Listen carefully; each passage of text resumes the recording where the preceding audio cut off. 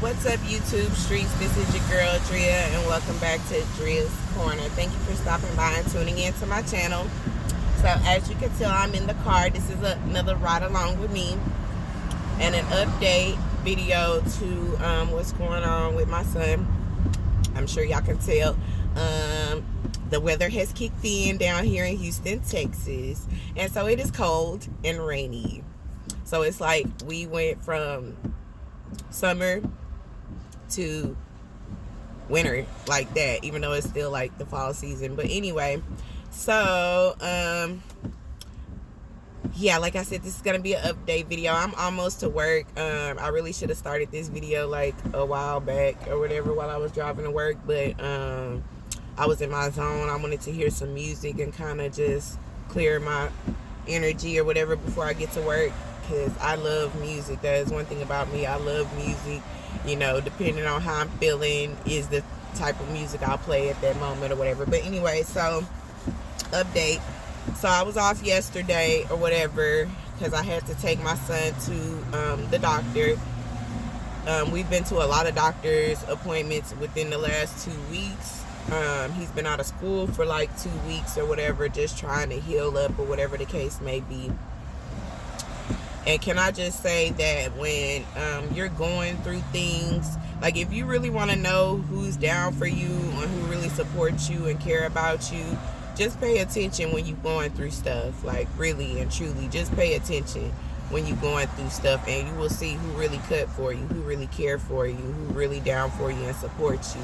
So I think everybody, from the YouTube community, people on that know me, that follow me on Instagram and Facebook, and people that I know in real life, thank you for all your support, because it's really been hard. It's really been a trying time for me. Like really, it seemed like the enemy trying to attack me and my children, you know what I mean? But it's all good. I've been prayed up. It's all good or whatever. My son is doing well. He's doing fine. He still have a lot of swelling going on or whatever to his eye or whatever. Like I said, we went to the plastic surgeon appointment yesterday. I'm so grateful for my mom. I really have to say I'm so grateful for her, because she has really been there for me and my kids during this time right now. She really has stepped up or whatever, and she took him to the ophthalmologist Wednesday or whatever.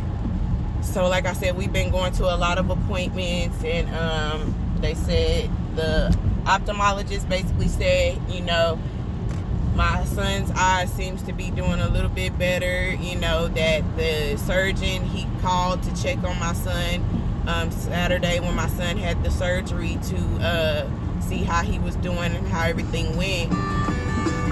And basically, he didn't get, the plastic surgeon didn't put the implant or the plate in my son's eye, because as soon as they, I guess, went to work on him, his eye muscle that was damaged popped right back in place. And they did say that it was very damaged, because it was caught in the fracture or whatever, and it was very damaged or whatever. And so when we went to the plastic surgeon appointment yesterday, she said, you know, they did an exam of him or whatever, and they still wanted to monitor it. They did say that it's still not doing, his eye muscle still isn't doing very well. He can move it or whatever, but when he looks up, his eyeball kind of gets stuck or whatever. So they still want to monitor that. They said he still may need surgery.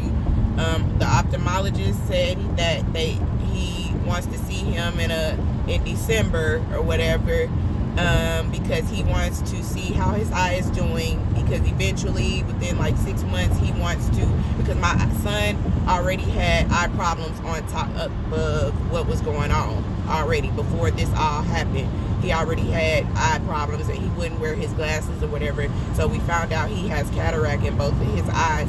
So the ophthalmologist was like, you know, let's let his eye heal, and then within 6 months, if he's still having double vision, I want to go ahead and perform a surgery on him to get rid of the cataract or whatever, so he doesn't have double vision. So that is all what we're dealing with right now or whatever. So You know, I'm having to encourage him and, you know, let him know it's going to take some time to heal. It's not going to happen just like that or whatever like that, but he's doing a lot better. It's still touch and go.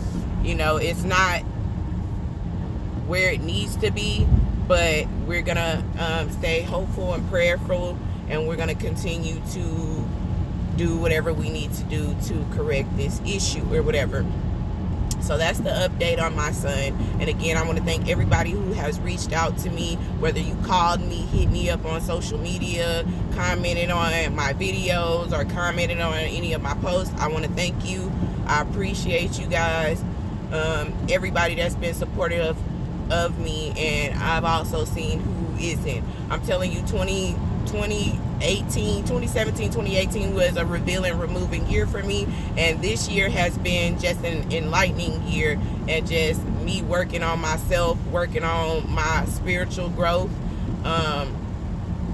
with the Most High God, you know, and just really becoming one with myself, really, because I realized I really wasted a lot of time on stuff that wasn't even serving me, but that's a whole nother topic.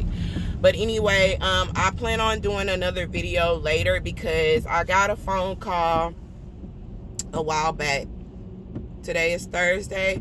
I got a phone call, I want to say it was Tuesday or Wednesday, from somebody who, you know, spiritually, I know this person in real life, and I know that their intentions are good. I know that they are a prayerful person, you know, but, you know, I knew that I have been going through my spiritual awakening, and I didn't even realize that's what it was a long time ago. But I really started tapping into it once I got by myself, and after being by myself, I realize now why I have this singleness that I'm going through right now. I needed it because I needed to find who I am and my purpose or whatever. And, you know, I knew that when I started, one reason why I decided to chronicle my life is because my life has been very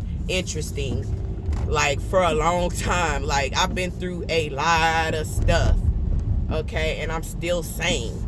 Okay, and I've experienced a lot of things, and as I've told y'all in other videos, like, when I was younger, I was into journalism, and like I used to keep diaries and stuff, and like now I'm using YouTube kind of as a way to just chronicle things, my journey and things that are going on in my life, just because, like I said, I have an interesting life, and I just felt something just made me compelled to do it or whatever. And to me, that's the Most High, you know, just to probably so I can look back, you know, maybe years later or months later, and just look at my growth or whatever, and where I came from or whatever. I'm here at work now, but I'm gonna wrap this video up, but I'm gonna do another video, possibly, maybe, probably either when I go to lunch or when I get home.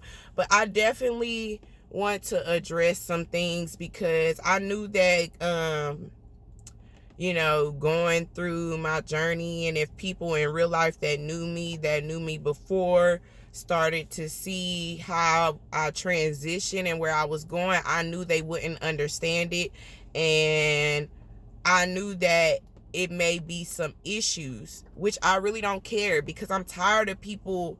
One thing I noticed is that I never try to force people to believe anything or to see things from, I don't expect everyone to see things from my point of view, because I know I think differently.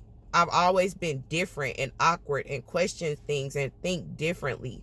So I always knew that I was different, you know, and I never really voiced my opinion on how I feel about things. People have always, like, ever since I was a little girl, like, people used to say I had an old soul, and like, people always confide in me and tell me things, how they feel, or whatever like that. I've always been like a listening ear, and I can give good advice. I don't necessarily always take my own advice or whatever, but I've I've never really tried to force people to think like me, believe what I believe or nothing. And I try not to judge people. But people always judge me and try to force their belief systems and their beliefs on me. And it's so annoying. And I just wish people would respect me and respect my mind and actually talk to me and understand where I'm coming from. I struggle with that because I notice people don't try to understand where I'm coming from, especially with this, how I am now and my thought process now and the things that I say and do. People don't understand. And they don't even try to understand me. And it's so frustrating and aggravating. And I'm gonna do another video because I want to talk about how it tied into the conversation that they came to me about regarding my son and how it made me feel. And I appreciate them because I know their intentions is good and I appreciate them. But again, I'm very intuitive. I pick up on stuff. I always have. I pick up on people's vibes and stuff like that. And that's why I say to myself, like, because I don't like picking up other people's energy and they bad juju and all this other stuff or whatever. But I'm gonna talk about that in another video.